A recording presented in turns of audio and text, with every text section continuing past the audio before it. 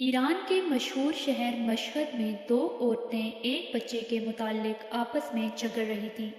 اسی اثنا میں بہت سے آدمی اکٹھے ہو گئے۔ انہوں نے ان عورتوں سے دریافت کیا کہ آخر معاملہ کیا ہے۔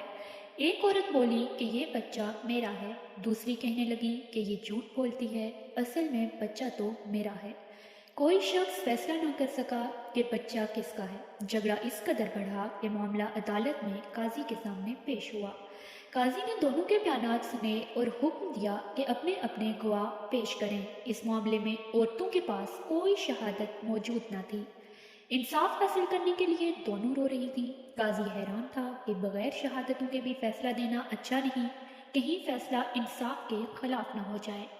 قاضی نے کافی سوچ بچار کے بعد جلاد کو بلایا اور حکم دیا کہ جس بچے کا مقدمہ میری عدالت میں پیش ہے، انصاف اس وقت یہی کہتا ہے کہ اس بچے کے دو ٹکڑے کر دو اور دونوں عورتوں کو ایک ایک ٹکڑا دے دو۔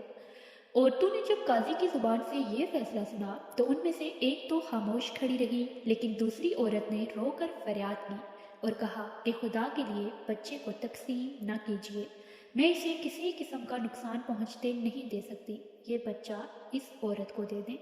قاضی کو یقین ہو گیا کہ در حقیقت بچے کی اصل ماں یہی ہے جو جذبہ مادری اور بے پناہ محبت کی وجہ سے میرا حکم سن کر بے قرار اور بے چین ہو گئی ہے۔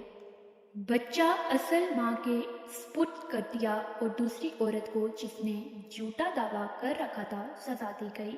بچے کی ماں اپنے بچے کو خوشی خوشی اپنے گھر لے آئی اور خداوند کریم کا شکر بجا لائی۔